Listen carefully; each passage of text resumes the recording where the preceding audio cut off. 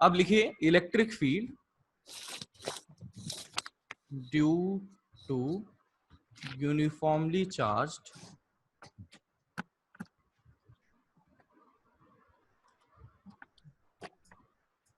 Infinite sheet. Sir आप वो centre पे जीरो होने वाले वो बताने वाले थे ना सर, क्या बच्चा? कल का एक रह गया था ना पॉइंट। ये वही तो था, कल का सवाल ही तो था अच्छा ये। ये हे भगवान अबे क्या खा के आए हो आज तुम? च्यवनप्राश। नहीं सर वो हॉलो सिलेंडर का बोल रहा था। हाँ अच्छा, वो हॉलो सिलेंडर के सेंटर पे जीरो रहता। अच्छा अच्छा, होलो सिलेंडर का मैं, अच्छा ओके ओके, तो वो मैंने एक तो कर दिया था, दूसरा बचा था, ऐसा ना? हाँ वो बताने वाले थे, आपने बोले थे तो उसके लिए बोल रहा था। चलो ठीक है, एक मिनट करते हैं इसको। तो होलो सिलेंडर में हमने देखा था कि चार्ज जो लिया था वो सरफेस पर लिया था। नाउ हमने एक्सटर्नल पॉइंट पर तो निकाल लिया था, उसमें कोई दिक्कत है क्या? No sir. नहीं है। तो अब मैं नहीं बात सर। करता हूं इंटरनल पॉइंट के लिए। तो अगेन अपना चार्ज डिस्ट्रीब्यूशन सिलेंड्रिकली है, मतलब इस तरह से कर सकते हैं। तो अपना गॉसियन सरफेस भी मैं सिलेंड्रिकल ड्रॉ कर सकता हूं। नाउ अब मैं देखता हूं कि यहां पर लिखा जाएगा integral of E dot D A is Q in by epsilon naught. तो क्यू इन तो बन चुका है 0 बाय एप्सिलॉन नॉट। तो इसका मतलब यहाँ पर ये जो डॉट प्रोडक्ट है वो 0 बना हुआ है। इसका मतलब ये जो डॉट प्रोडक्ट है वो 0 बना हुआ है कि यहाँ पर ये 0 होने के क्या तरीके हैं कि या तो टोटल इंटीग्रेशन 0 आ जाए, है ना, या तो टोटल इंटीग्रेशन 0 आ जाए, या तो ई 0 हो या डी ए 0 हो। मैं क्या बोलता हूं कि इसको 0 होने के, ये तो 0 आ रहा है ना, इसका मतलब integral of E dot D ए 0 बना हुआ है। तो इसको 0 होने के तरीके क्या है कि या तो पूरा डॉट प्रोडक्ट ही 0 हो रहा हो, एक तरीका तो ये हुआ। दूसरा तरीका क्या हुआ कि ई ही 0 हो रहा हो, है ना, ई की वैल्यू ही 0 हो रही हो। और तीसरा क्या डीए 0 हो सकता है क्या? नहीं सर। नहीं हो सकता। डीए तो अपना इतना क्या था, बड़ा तो सरफेस है। ये छोटा छोटा ले रहे थे, वो तो 0 नहीं हो रहा। इसका मतलब दो ऑप्शन है, या तो ई 0 या dot product 0। Product zero. Now since this is symmetrical charge distribution जो कि ऊपर और नीचे इनफाइनाइट जाता है, तो मैं इस सिमेट्री की वजह से ये बिल्कुल आसानी से कह सकता हूं कि अगर इलेक्ट्रिक फील्ड बनेगी तो that will be radially outward only. मतलब रेडियली ही बनेगी, जो भी बनेगी that will be radially only. और अगर ये रेडियली बनेगी तो ई और ए वेक्टर के बीच का एंगल 0 बनेगा। दैट मीन्स डॉट प्रोडक्ट 0 नहीं हो पाएगा। सही है। दैट मीन्स कि डॉट प्रोडक्ट का तो टेंशन नहीं है यहाँ पर। ये 0 अगर हो रहा है तो मात्र और मात्र एक ही ऑप्शन है, ई ही 0 हो, इलेक्ट्रिक फील्ड ही 0 बने। तो हमारे पास इनसाइड पॉइंट की इलेक्ट्रिक फील्ड बन चुका है 0। ठीक है। तो जिस किसी ने भी बोला था कि सर ये सवाल बचा है, थोड़ा सा कॉन्फिडेंस से बोला करो, है ना, मैं सर, तो डांटूंगा ही। मेरे को आ गया सर, मुझे आ गया तो सर, मतलब आप बताने वाले तो उसका याद दिला दिया सर मैंने। वो तो याद दिलाया, लेकिन मैं तेरे को ये डांट के बैठा दिया था ना तेरे को, ये वाला कि ये कर तो लिया। तो हाँ सर। फिर उसके बाद तो चुप हो गया तो ध्यान दो सर आप गया। हाँ, तो कॉन्फिडेंस थोड़ा डाउन हो गया ना तेरा, तो ये कॉन्फिडेंस पे तो कई गेम चल जाते हैं भाई। हाँ बराबर। हाँ, तो ये नोट तो कर ही लिया होगा, मुझे लगता है खुद से ही कर लिया होगा ये चीज तो आपने। हाँ सर। तो इनसाइड पॉइंट पर इस तरह से 0 हो गया। Now let us talk about electric field due to uniformly charge infinite sheet. तो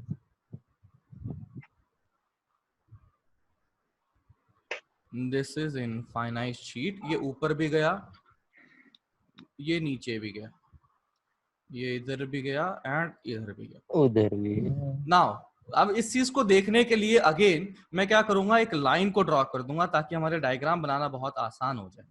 again this is a sheet जो कि ऐसे अंदर घुस रही है स्क्रीन में, इस तरह से अंदर घुस रही है स्क्रीन में। ठीक है, ये ऊपर भी इनफाइनाइट, नीचे भी इनफाइनाइट, और अंदर भी इनफाइनाइट और बाहर भी इनफाइनाइट, इस तरह से बना हुआ है।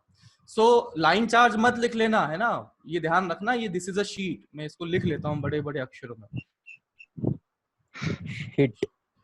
तो फिर अब हम देखना चाहते हैं कि इसकी वजह से जो इलेक्ट्रिक फील्ड है वो कैसे निकाली जाए। तो पहला स्टेप क्या था हमारा, ड्रॉ इलेक्ट्रिक फील्ड लाइन। तो इसकी वजह से इलेक्ट्रिक फील्ड लाइंस कैसे बनेंगी, radially outward, away from the plane. जैसे लाइन कैसे? क्योंकि मैं बोल सकता हूँ कि जितना इनफाइनाइट ऊपर उतना इनफाइनाइट नीचे, तो इसका मतलब नेट इलेक्ट्रिक फील्ड बनेगी तो इधर ही बन सकती है, ऊपर बन सकती है क्या? नहीं नहीं बन सकती, क्योंकि जितना चार्ज ऊपर उतना ही चार्ज नीचे, तो ऊपर नीचे वाली खत्म हो जाएंगी। कैंसिल तो आई कैन से कि इलेक्ट्रिक फील्ड जो बनेगी वो इस प्रकार से बनेगी। नाउ माय क्वेश्चन इज कि what should be the Gaussian surface? Cylindrical हाँ है ना? नहीं हाँ सर नहीं सर, ले नहीं पाएंगे। नहीं इधर सर, सिलिंड्रिकल नहीं होगा बैलेंस सर, ना शीट है करेंगे। सर वो, सिलिंड्रिकल नहीं होगा सर। सिलेक्ट्रिकल नहीं होगा, ठीक है, फिर कैसा बना है? एक मिनट सर,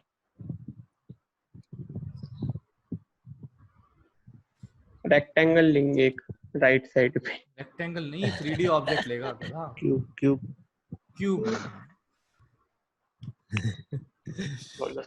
ठीक है, स्फेरिकल ले लें, है ना? नहीं जो ना कुछ सर। भी लेंगे उसमें ये सोचना कि क्या एरिया वेक्टर और इलेक्ट्रिक फील्ड का एंगल 0 या 90 बन रहा है क्या? अगर आपका जवाब यस आ रहा है तो we can take that surface, otherwise तो गड़बड़ हो जाएगा। तो वन वेरी इजी फंडा which we can think of लेंगे is cube. Sheet Obviously one of them is this and another one is हाँ सर, टेढ़ा से ले। इस तरह से लेटा के लिया हुआ सिलेंडर, है ना? ऐसा इधर है, और ये एकदम सिमेट्रिकल ले लेते हैं। ये मैं ले लेता हूं, यहां से ये दूरी r है, ठीक है, और ये दूरी भी r है, दोनों तरफ मैंने दूरियां बराबर रखी, ठीक है। और इसकी रेडियस भी कुछ एरिया a मान लेते हैं इसका, है ना? इसका एरिया a मान लिया।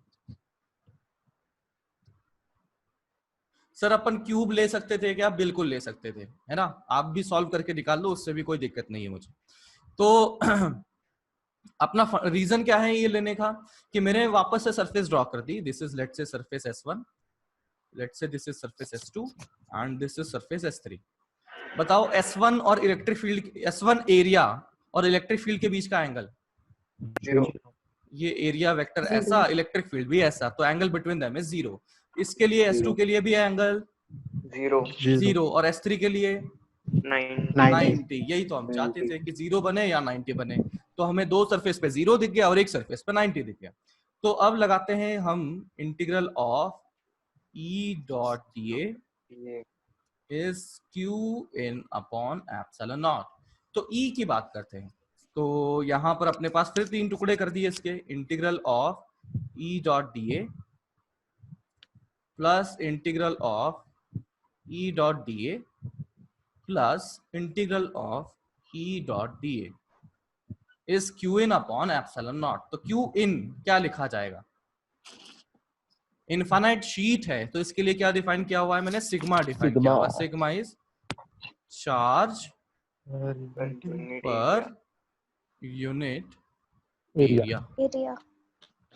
सिग्मा है। तो ये आ चुका है सिग्मा इनटू एरिया कर दिया जाए, क्योंकि आप देख सकते हो यहाँ पर अगर ये डिस्क था तो इसने जो यहाँ पर कट किया होगा ना वो भी डिस्क ही होगा, जिसका एरिया कितना होगा? ए होगा।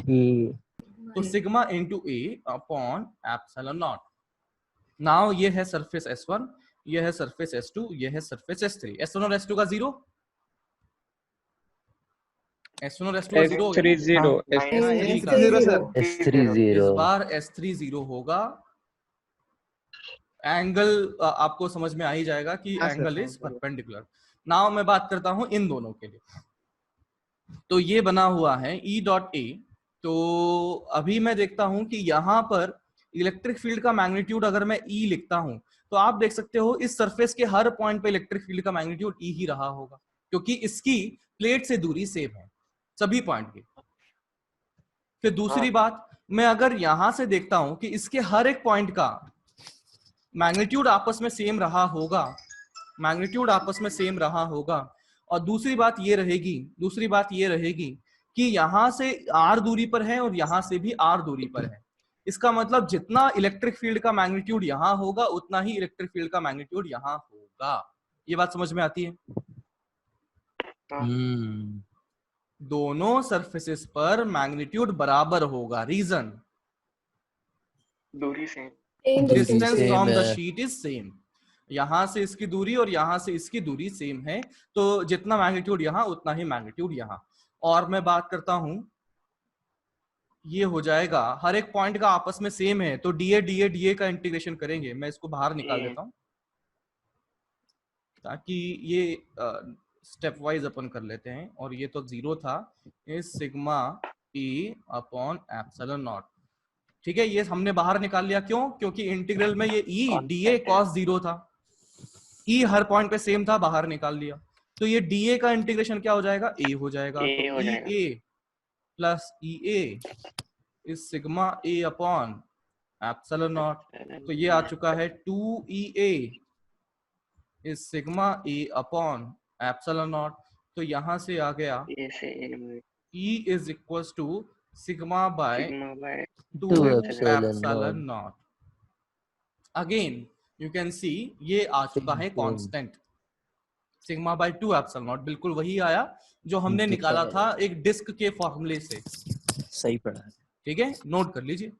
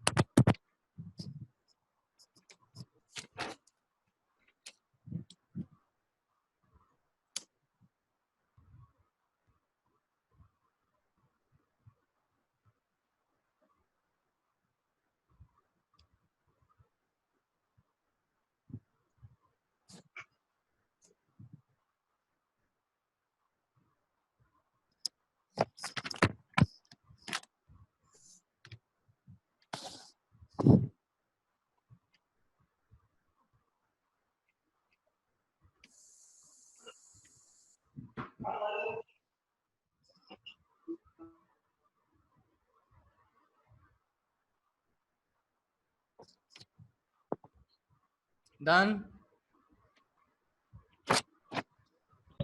एक मिनट। Good sir.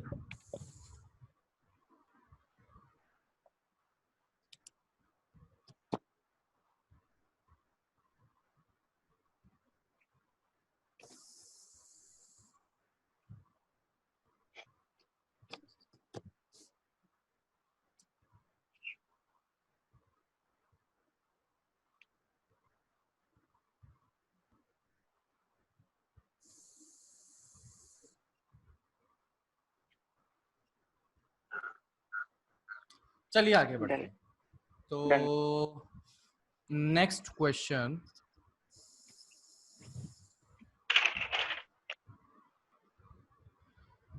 ये है एक दीवार।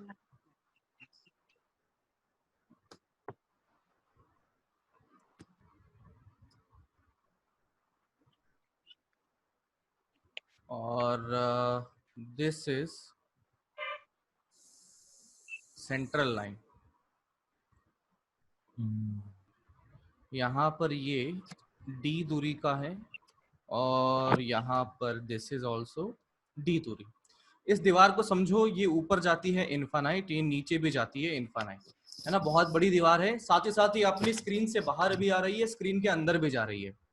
तो बेसिकली ये जो शीट था ना अपना, शीट को ही मोटा कर दो तो ये दीवार बन गई है। जो अपनी इनफाइनाइट शीट थी पिछले सवाल में, उसी को मैंने मोटा करके बना दिया, तो ये बन चुका है।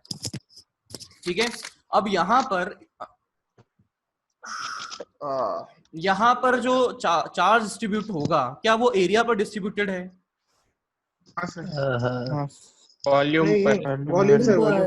वॉल्यूम पर है। ये दीवार ऐसी नहीं है जो दिख रही है, दीवार अंदर बाहर निकली हुई है ये। इसको अगर ड्रॉ करें ना तो ये ऐसा जाएगा पीछे, इस तरह से जाएगा ये पीछे इनफाइनाइट तक, है ना। ये इस तरह से जाएगी। तो अभी मैं देखता हूं कि ये जो दीवार बनी है इसके लिए वॉल्यूम पर डिस्ट्रीब्यूटेड है, तो मैंने डिफाइन कर देना है rho. This is charge per unit volume, charge per unit volume. तो अभी वही करना है। इंटरनल पॉइंट के लिए इलेक्ट्रिक फील्ड क्या बनेगी और एक्सटर्नल पॉइंट के लिए इलेक्ट्रिक फील्ड क्या बनेगी।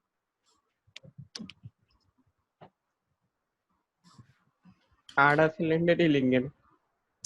ऐसा लेना है जिसमें एरिया के बीच में एंगल 0 या 90, तो आधे सिलेंडर से काम हो जाएगा।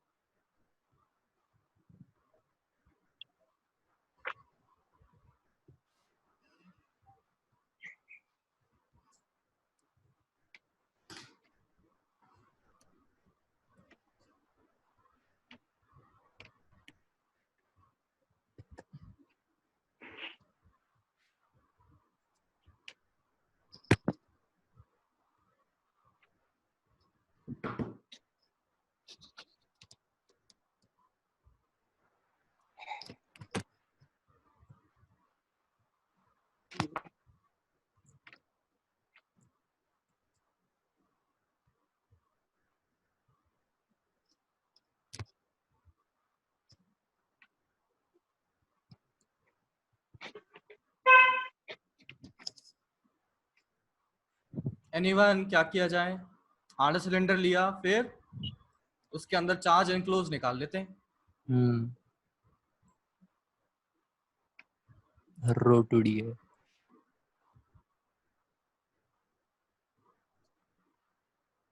रो D bye epsilon not.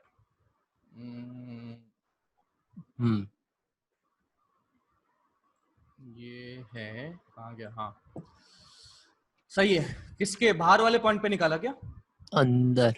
Yes sir. नहीं बाहर, हाँ बाहर। बाहर पे निकलेगा कांस्टेंट, अंदर पे तो वेरिएबल आएगा। अब तो अलग है, डी पे डिपेंड करेगा। आर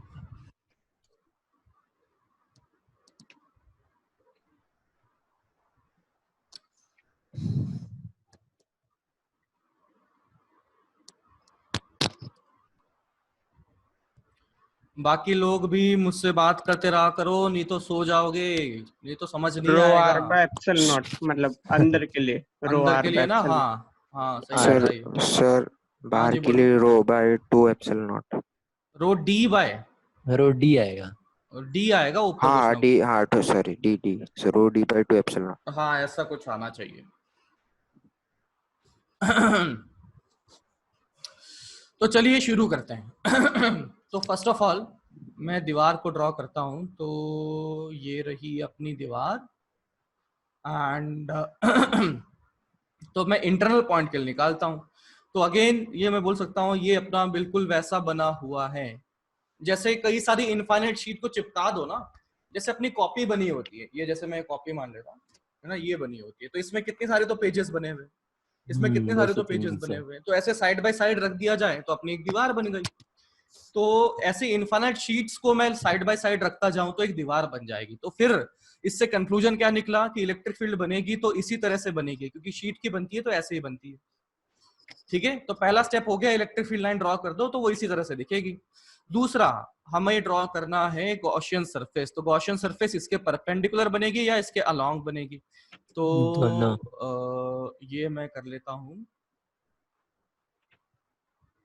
इस तरीके से। मान लिया मैंने यहां से r दूरी पर मान लिया, मैंने यहां से r दूरी पर मान लिया, और इसका एरिया a ले लिया। एरिया मैंने a ले लिया। तो इसके लिए गॉसियन सरफेस बना दी। तो सीधा लिख दूं क्या मैं? E dot da is equal to Q in by epsilon naught. Q in क्या लिखेंगे? Rho into volume.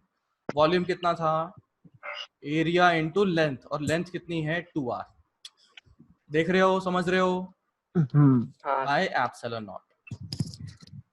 तो यहां से आया integral of E dot integral of E dot D A. अच्छा इसको तो खत्म करो। यहां पर वापस बन गई है तीन surface, S1 S2 S3। S3 का तो मामला 0, तो यहां से आ गया, मैं लिख देता हूं यार, किसी को दिक्कत हो जाएगी। E dot D A for S1 plus E dot D A for S2 plus E dot D A for S3 is equals to rho A 2R by epsilon naught। S1 S2 S3 है ना, this is S1 S2 S3। तो यहां से E dot D है, E dot D है, E dot D है। S1 के लिए तो बन जाएगा, ये आ जाएगा E इंटू एरिया। S2 के लिए भी आ जाएगा E इंटू एरिया, और S3 के लिए आ जाएगा 0 is equals to rho A 2r by epsilon naught. तो E A 2EA is equals to 2 rho A R upon epsilon naught. तो जो मिल रहा है काट लो, तो ये आ गया 2 से 2, A से A, तो यहां से फाइनली बना E is equals to rho R by epsilon naught. अंदर वाले पॉइंट पर आ गया rho R by epsilon naught. बाहर वाले पॉइंट में क्या हो जाएगा, एक्सटर्नल की बात करता हूं तो थोड़ा सा इमेजिनेशन का इस्तेमाल करना पड़ेगा। एक्सटर्नल के लिए मैं ड्रॉ करूंगा तो मुझे गॉसियन सरफेस बाहर बनानी पड़ेगी, तो ये मैंने गॉसियन सरफेस बाहर बना दी। एक ही डायग्राम में दोनों बना दिए मैंने, इंटरनल एक्सटर्नल। रोना बद बाद में, समझ लो इस बात को, है ना। ऐसा क्यों? क्योंकि अपन आलसी हैं। वैसे तो 2 बनाने चाहिए, 2 डायग्राम, लेकिन अपन ने एक में ही काम चला लिया। तो फिर यहां से देखो, ये चीज सेम बनेगी, ये चीज सेम बनेगी, ये 0 बनेगी। तो ये कितना आ गया, 2EA इज इक्वल्स टू, अभी Q इन में डिफरेंस आ जाएगा। क्या लिखूं मैं? रो A। बताओ क्या लिखूं? 2D bye epsilon not. क्योंकि मुझे यहां से यहां तक चार्ज फंसा हुआ है, तो मुझे ये वाला वॉल्यूम लिखना पड़ेगा जो यहां पर चार्ज को इंक्लूड करता है, यानी कि लेंथ इंटू एरिया। लेंथ है 2D और एरिया A, तो यहां से 2 से 2 और एरिया से एरिया, तो ये आ चुका है E is equals to rho D upon epsilon naught. तो इन दिस वे आप निकाल सकते हैं electric field at external point. क्या ये कांस्टेंट आई है?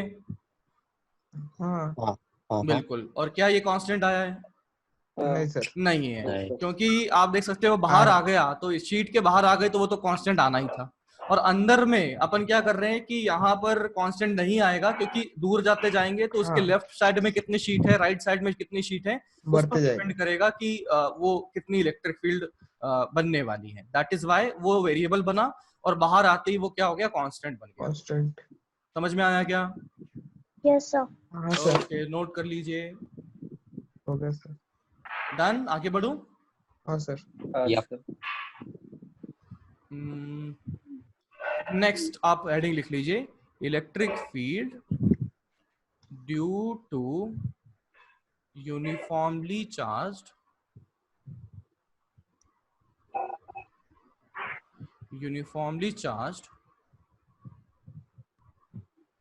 holosphere।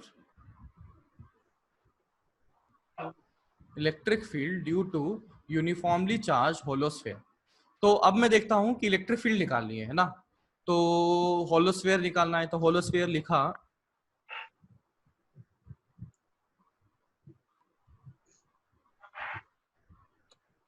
ये ऐसा कुछ बन गया होलोस्फेयर। ठीक है, ध्यान रखना ये सारी कैलकुलेशन जो अभी तक हमने करी है वो किसके लिए कर रहे हैं? नॉन कंडक्टिंग, है ना। ये सभी जहां पर है नॉन कंडक्टिंग है। नॉन कंडक्टिंग मतलब जहां पर मान लो मैंने ये चार्ज चिपका दिया तो ये फेविक्विक से चिपक गया, ये समझ लो, कहीं हिलने वाला नहीं है ये। अगर मैंने यहाँ चार्ज चिपका दिया तो ये यहीं का यहीं रह जाएगा। नॉन कंडक्टिंग का मतलब ये हुआ। कंडक्टिंग का मतलब वो घूम रहा होता है गोल गोल, कहीं पे भी जा चाहे वहां जा सकता है। तो ऑल द कैलकुलेशन जो अभी तक हमने करी है मात्र और मात्र नॉन कंडक्टिंग के लिए करी है। नाउ मैं लेता हूं चार्ज है, इसका चार्ज मैं कुछ ले लेता हूं, चार्ज इज कैपिटल Q, ठीक है, होलोस्फीयर है और इसके रेडियस मैंने ले लिया है R।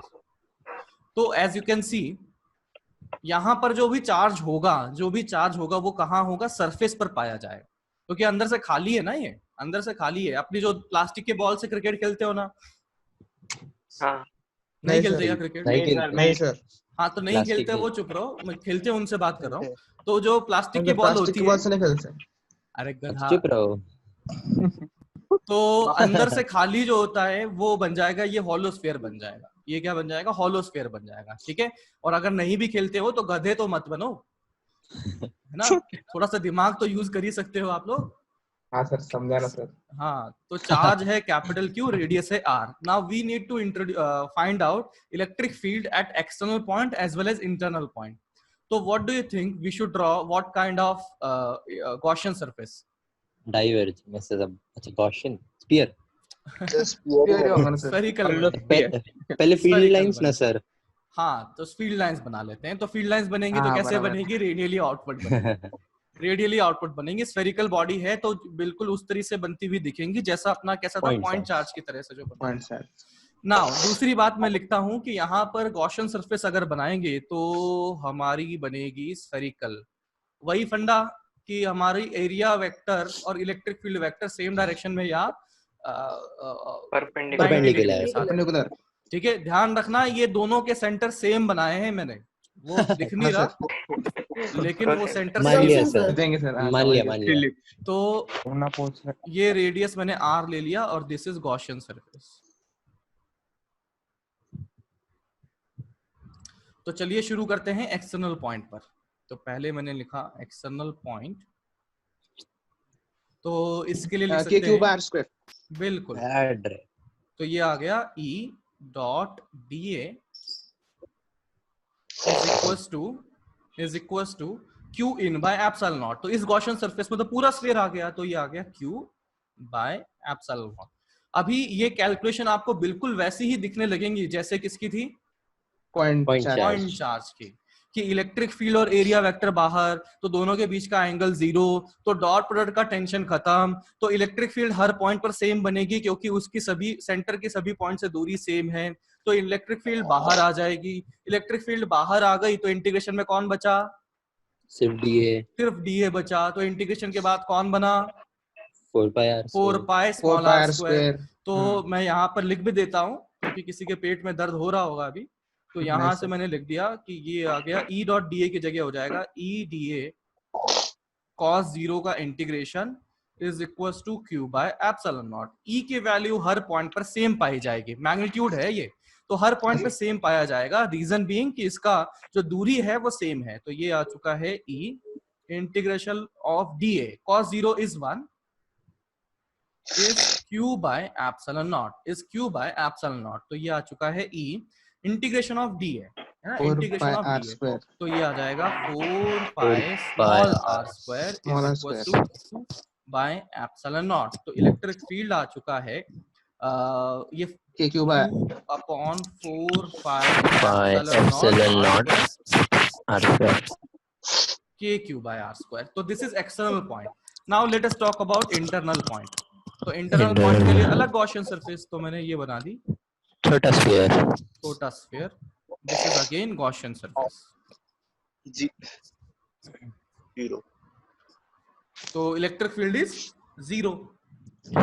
अगेन मेरे पास बनेगा integral of E dot D A is equals to Q in by epsilon naught, यानी कि जीरो बाय एप्सिलॉन नॉट। तो यहाँ पर वही, अगर ये जीरो होना है तो या तो इलेक्ट्रिक फील्ड जीरो या डॉट प्रोडक्ट जीरो। अगेन मैं कह सकता हूं ये चार्ज डिस्ट्रीब्यूशन सिमेट्रिकल है तो इलेक्ट्रिक फील्ड बनेगी तो रेडियली आउटपुट बनेगी, मतलब रेडियली ही बनेगी जैसी बनेगी। तो आई कैन से कि एरिया वेक्टर और इलेक्ट्रिक फील्ड के बीच का एंगल तो जीरो नहीं होगा। अगर हो इलेक्ट्रिक फील्ड एग्जिस्ट करती है तो एंगल तो जीरो नहीं होगा। होगा इसका ना? मतलब sorry angle zero, sorry dot product zero, dot product zero नहीं होगा। डॉट प्रोडक्ट जीरो नहीं होगा। जीरो नहीं होगा। तो डॉट प्रोडक्ट अगर जीरो नहीं होगा इसका मतलब इसको जीरो होने का एक ही तरीका है, that is is E he zero बन जाए, electric field inside he zero बन जाए। तो बात तो मैं देख सकता हूं कि यहां पर अगर इलेक्ट्रिक फील्ड लिखा जाए तो इलेक्ट्रिक फील्ड इज जीरो। कहां पर जीरो? ये R बना हुआ है लेस देन कैपिटल R, और ये कितना बना हुआ है के क्यू बाय आर स्क्वायर। जब R बना हुआ है, R इस तरह से बना हुआ है। Greater than equal to. तो अगर मैं इसका ग्राफ ड्रॉ करता हूं क्या कंटिन्यूअस बन पाएगा? नहीं सर। नहीं बनेगा। कहां पर ब्रेक होगा ये? R equal to R. R equals to R पर। तो यहाँ पर ग्राफ दिखने में पाया जाएगा ऐसा। फिर उसके बाद में ये इस तरीके से बन जाएगा। ये यहाँ पर ये कौन सा पॉइंट है? Small r equals to capital R वाला पॉइंट बना हुआ है। और यहाँ पर इसकी वैल्यू कितनी आ गई? के क्यू बटा R square R, R square. K Q बटा आर स्क्वायर आर। तो इन दिस वे हमारे पास इलेक्ट्रिक फील्ड बन चुके हैं due to a spherical shell, shell भी कहा जा सकता है इसको, है ना, होलोस्फीयर कह सकते हैं या स्फेरिकल शेल भी बोल सकते हैं इसको। हाँ सर, वो अभी जो ग्राफ बना है ना उसपे हाँ। क्लोज इंटरवल कहाँ पे आएगा, के क्यू बाय आर स्क्वायर पे कि जीरो ये पे? यहाँ पर है, यहाँ पर ये पॉइंट ग्राफ में एग्जिस्ट करता है, यहाँ पर ये ओपन है। ऐसा क्यों? पर अंदर वाले पॉइंट पर जस्ट मेरे पास में इस पॉइंट पर कैपिटल आर में पुट कर सकता हूँ ना। नहीं, पर ये तो उस दिन जैसा हो गया ना, एक सरफेस से फील्ड लाइंस बाहर निकल रही है तो उस सरफेस, ये ऐसा हो गया कि जस्ट मैं इस सरफेस के पॉइंट पर बात कर रहा हूँ कि यहाँ पर इलेक्ट्रिक फील्ड कितनी बनी हुई है, इस पॉइंट पर बात कर रहा हूँ। तो इस पॉइंट पर मैं देखता हूँ कि यार अंदर वाले पॉइंट पर, जस्ट सरफेस के अंदर वाले पॉइंट पर अगर देखा जाए तो उस पर तो जीरो आ गया क्योंकि चार्ज एनक्लोज जीरो बना हुआ है, और जस्ट सरफेस पर अगर ये सरफेस लाई कर गई तो वहां पर इलेक्ट्रिक फील्ड बन गई। नहीं समझे? मैं गॉसियन सरफेस को उसी पे बना देता हूँ, इसी सरफेस पे बना देता हूँ, तो उसके अंदर चार्ज एनक्लोज फंस जाएगा। सर इंटरनल पॉइंट के लिए इलेक्ट्रिक फील्ड 0 क्यों हो रहा है?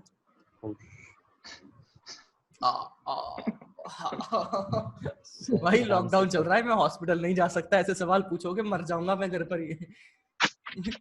ये क्या किया मैंने, ये इंटरनल की कैलकुलेशन करी थी ना मैंने। This is the calculation for internal point. ये गॉसियन सरफेस किसके लिए बनाई मैंने? इंटरनल पॉइंट के लिए बनाई। नो? हाँ समझ गया। अरे समझ में नहीं आया, तुम सो रहे थे, पता नहीं क्या कर रहे थे फोन में, सिर्फ जाग ही रहे हो ना। हाँ तो ये बनाया था ना मैंने, तब कहाँ ध्यान था तुम्हारा? नहीं समझ में नहीं आया, समझ गया सर। तो इस तरीके से अपना बन चुका है दैट इलेक्ट्रिक फील्ड, है ना, तो नोट कर लीजिए। सर वो R इक्वल टू R पे और एक बार एक्सप्लेन करो। जी दोबारा बोलें। R इक्वल टू R वाला, हाँ मतलब R इक्वल टू R पे इलेक्ट्रिक फील्ड कितनी होगी वो एक्सप्लेन कीजिए। R इक्वल्स टू R पर देखो, इस चीज में ये जो अपना ग्राफ था, ये जो अपना था कि मैंने क्या कर दिया कि इसमें स्मॉल r की वैल्यू कैपिटल R पुट कर दी, तो के क्यू बाय आर स्क्वायर आ गया। अब ये तो हुआ मैथमेटिकल पॉइंट ऑफ व्यू। अब मैं बात करता हूँ अपना फिजिक्स पॉइंट ऑफ व्यू से, तो मैं क्या करता हूँ, गॉसियन सरफेस ऐसी ही बना दी जो इस पे चढ़ा दी मैंने, जस्ट इस पे चढ़ाई दी, मतलब जस्ट इसके इस पे चढ़ाई, तो इसके अंदर तो चार्ज एनक्लोज इसको क्यू दिख गया, तो के क्यू बाय आर स्क्वायर बोलेगा ना ये गॉसियन सरफेस भी। लेकिन सर अंदर थोड़ी है ना, वो ऊपर है उसके। अरे अब इस चीज को तो कैसे समझाओ कि जब तुम्हें ये वाला जो पॉइंट है,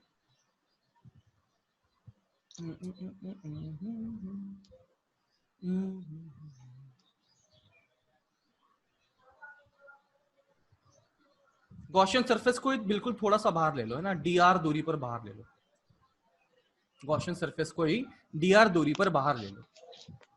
तो यहाँ पर dr दूरी पर मैंने बाहर लिया, तो ऐसा कुछ गॉसियन सरफेस बन गया।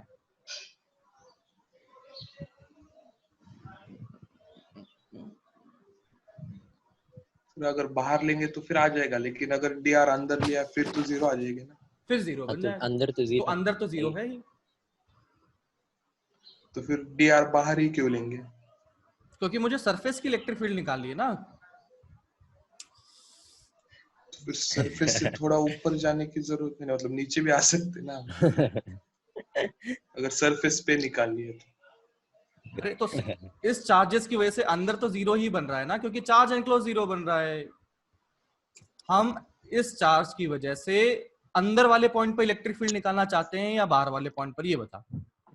उस पे सिर्फ उसी के डायरेक्ट उसी के ऊपर निकाल रहे हैं ना। तो अंदर तो जीरो हो चुका है, ये R बात तो इक्वल टू खत्म R पे तो दोनों को, हाँ वो है ना। अब R इक्वल्स टू R पर मैंने क्या कर लिया कि यहाँ पर जस्ट सरफेस मैंने एक एक्सटर्नल ड्रॉ कर ली इस तरह से थोड़ी सी, तो अभी मतलब ये तो है कि कंटिन्यूटी तो ब्रेक नहीं होगी। अभी एक बात सोच कि ये मैंने इलेक्ट्रिक फील्ड लाइंस ड्रॉ कर ली, ये पॉजिटिव चार्ज था, और ये मैंने इलेक्ट्रिक फील्ड लाइंस ऐसे बना ली, ऐसे तो बनेंगी, इसमें कोई डाउट है क्या? नहीं सर। अभी इसी चीज को मैं ऐसा करता हूं कि एक्सटर्नल पॉइंट की इलेक्ट्रिक फील्ड निकाल लेता हूं, जस्ट आउटसाइड वाली, अभी तुम्हारा डाउट खत्म हो जाएगा।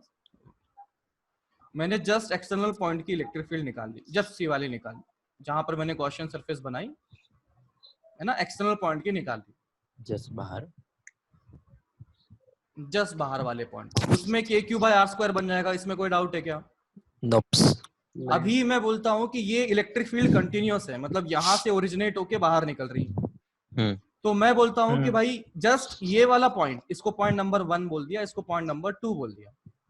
पॉइंट नंबर 1 और 2 के बीच की दूरी लगभग लगभग आपके पास बहुत छोटी बनी हुई है, तो आई कैन से कि जितनी इलेक्ट्रिक फील्ड का मैग्नीट्यूड इधर बनेगा उतना ही मैग्नीट्यूड लगभग उतना ही बनेगा। हाँ सही है क्या इस कंटिन्यूटी से समझ में आ रहा है आपको? सर, पर अभी उसका डाउट ये भी हो सकता है ना कि ये 1 पॉइंट अगर अंदर- जस्ट अंदर मान लिया तो अंदर अंदर तो लिया मैंने इलेक्ट्रिक 1 फील्ड पॉइंट बन ही तो नहीं रही ना, कंटिन्यूटी तो जनरेट कहां से हो रही है? जब इलेक्ट्रिक फील्ड बने तब तो कंटिन्यूटी बनेगी ना, हाँ हाँ सही।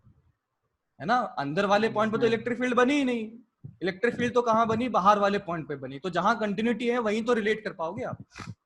हाँ सर बराबर। समझे क्या इस बात को? तो अब नोट करके आगे बढ़ते। डन, सब कुछ कर लिया नोट? Yes sir. चलिए अब बात करते हैं electric field due to uniformly charge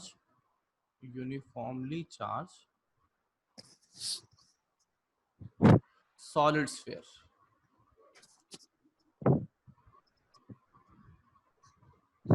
electric field due to uniformly charge solid sphere, है ना। Again we are talking about non conducting.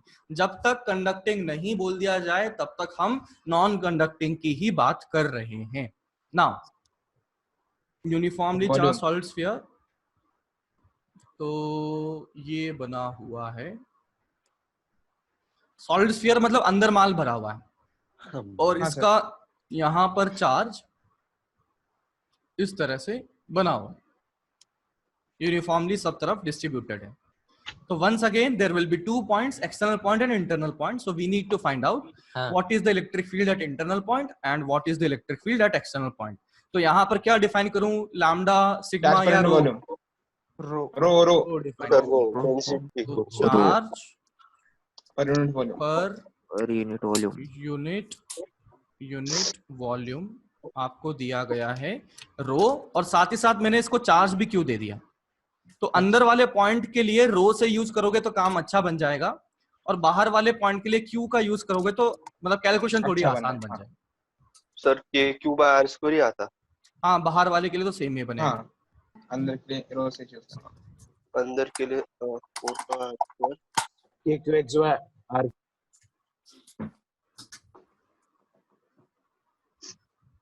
3QR by sigma naught.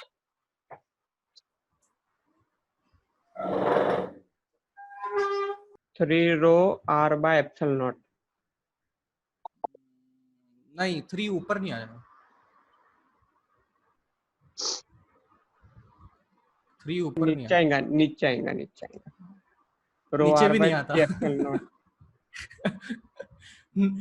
3 कहीं पर भी नहीं सर आता। जी एम आर अपॉन जी RQ। कहाँ से आ गया भाई? जी ये एम, के क्यू हाँ, K Q R upon R cube, sir gravitation देख के बोल रहा हूँ। ग्रेविटेशन को देख के। बिल्कुल, अपन इस ग्रेविटेशन को रिलेट भी करेंगे, डोंट वरी। जिसको नहीं पढ़ा है ग्रेविटेशन, टेंशन में मत आना।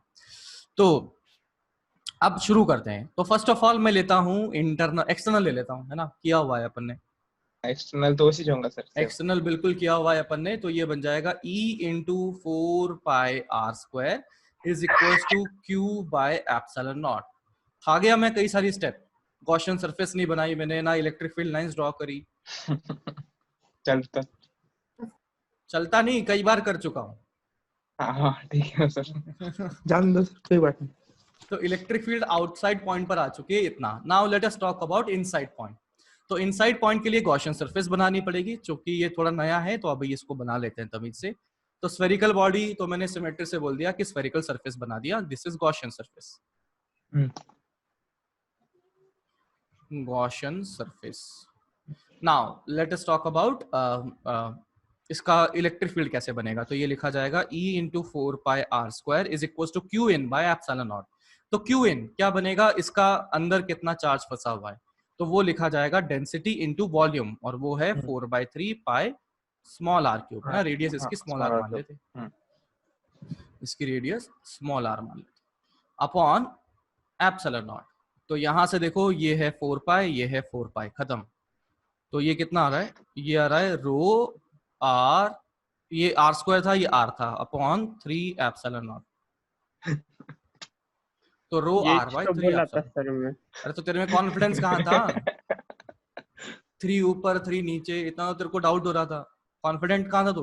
तो गलती से बोल। रो r बाय 3 एप्सिलॉन नॉट, इसलिए बोलते हैं कॉन्फिडेंस नहीं था। तो अभी 1 मिनट और लगेगा अपने को। तो इलेक्ट्रिक फील्ड इतनी बन चुकी है ना। तो अगर मैं इसका ग्राफ ड्रॉ करूं तो ये किस प्रकार का पाया जाए? सर स्टार्टिंग में डायरेक्टली प्रोपोर्शनल टू r रहेगा, स्मॉलर, ठीक है, फिर रेक्टेंगुलर हाइपरबोला। नहीं रेक्टेंगुलर हाइपरबोला नहीं होगा, वो नीचे जाता हुआ दिखेगा, लेकिन रेक्टेंगुलर हाइपरबोला नहीं। 1/r सर, होगा तो hyper- रेक्टेंगुलर हाइपरबोला होता। हाँ सर, वो ऊपर जाके नीचे हाइपरबोला थोड़ा बनेगा। ज्यादा कर्व रहेगा सर। हाँ हाइपरबोला नहीं बोलेंगे नाउ। अभी दूसरी चीज मैं देखना चाहता हूँ कि इनके क्या साथ कंटिन्यूअस पैराबोला। होगा या नहीं होगा। हाँ सर, मतलब इसको चेक करोगे थोड़ा ना, सा break रो को मारेगा, पुट आराम करोगे ना, तो कब हो रो को जाएगा। पुट कर लेते हैं, तो ये आ जाएगा Q by 4/3 pi capital R cube, small r by 3 epsilon naught, ये बन चुका है। तो इसको चेक करोगे तो ये आ चुका है कि QR अपॉन 4 पाई r²। R cube. 4 पाई कहाँ, 4 पाई तो K में डला दिया ना अपन ने, हाँ हाँ तो KQR अपॉन R क्यूब। तो इनफैक्ट स्मॉल r की वैल्यू कैपिटल R डालोगे तो KQ बाय R² आ जाएगा। स्मॉल r की वैल्यू कैपिटल R डालता हूं तो KQ बाय R² आ जाएगा। तो ये क्या बनने वाला है, कंटिन्यूअस ग्राफ बनने वाला है। हाँ सर, और कंटिन्यूअस। ये हाइपरबोला बनेगा ना? नहीं नहीं पैराबोला बनेगा, कर्व ये R बनेगा, स्क्वायर है, R होता तो हाइपरबोला बनता। तो ये आ गया स्मॉल r बराबर कैपिटल R, और यहाँ पर इसकी वैल्यू आ चुकी है KQ bye R², KQ bye R²। तो इस तरीके से जल्दी से नोट कर लीजिए, अब सर भी आ ही चुके होंगे। हाँ हाँ ठीक है, ठीक है। तो स्क्रीनशॉट ले लो इसको, तो सर का टाइम हाँ, वेस्ट ठीक। मत करना, ठीक है। और मैं वो आपको इलेक्ट्रो का फिर से अपलोड कर रहा हूँ, और अगर नहीं मिलता है तो मुझे मैसेज कर देना, मैं अभी के अभी कर रहा हूँ, हाँ सर, ठीक ठीक है। ओके चलो बाय।